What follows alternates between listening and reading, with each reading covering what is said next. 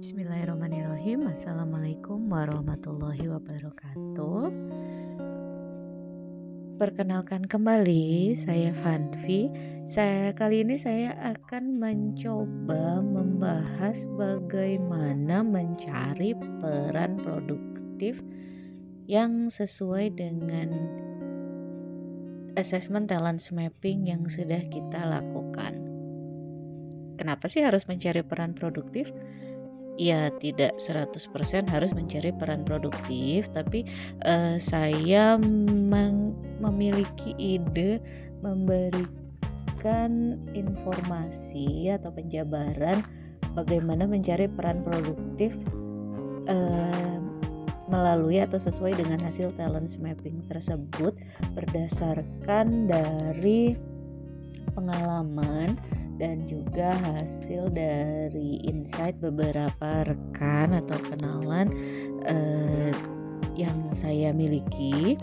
Jadi terkadang beberapa rekan saya, terutama ibu rumah tangga atau ibu yang bekerja di ranah domestik atau di ranah publik juga terkadang berbicara, saya ingin mempunyai suatu peran produktif nih, baik itu pekerjaan atau aktivitasnya, tapi saya tidak tahu bagaimana sih mencapai peran produktif tersebut, tapi yang sesuai dengan hasil talent mapping saya atau yang sesuai dengan minat dan potensi saya gitu. Nah, di sini saya akan mencoba sedikit menjabarkannya. Dulu, kalau berdasarkan pengalaman diri saya sendiri, ketika setelah melakukan assessment talent mapping, kemudian saya mencoba mencari peran produktif tersebut itu dengan mencoba membuat kuadran aktivitas terlebih dahulu. Apa sih kuadran aktivitas tersebut? Kuadrannya adalah aktivitas yang bisa saya lakukan atau bisa dilakukan dan tidak bisa dilakukan. Kemudian yang saya suka dan saya tidak suka.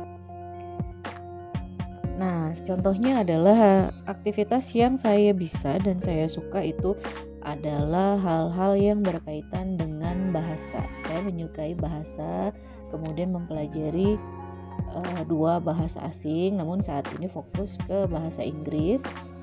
Kemudian aktivitas yang saya suka tapi tidak bisa yaitu menulis sesuatu yang berkaitan dengan art atau deco, kemudian mengajar. Lalu aktivitas yang bisa tapi tidak suka itu juga bisa kita simpan, atau itu harus kita simpan di kuadran aktivitas. Lalu ada aktivitas yang saya tidak bisa, kemudian saya juga tidak bisa, misalnya hal-hal yang berkaitan dengan hitungan atau angka.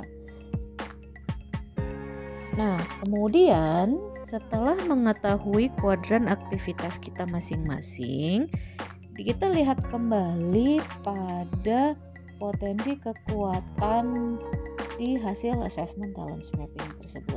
Nanti ini juga sebenarnya bisa masuk ke strength cluster map. Biasanya nanti di strength cluster map itu masuknya ke kuadran yang bisa kemudian kita sukai. Nah, setelah mengetahui kuadran aktivitas tersebut, kemudian lihat kembali mana sih yang sesuai dengan potensi kekuatan kita yang kita lihat di hasil assessment tersebut. Lalu setelah membuat kuadran tersebut, kita dapat mulai mencari aktivitas 4E atau 4E activities. Apa sih aktivitas 4E itu atau 4E activities itu? 4E itu ada dari istilah enjoy terlebih dahulu, easy, excellent, dan earn. Enjoy artinya kita coba mencari aktivitas yang kita sukai terlebih dahulu. Contohnya memasak atau lain-lainnya. Yang penting kita coba aktivitas aktivitas atau coba cari aktivitas yang kita sukai.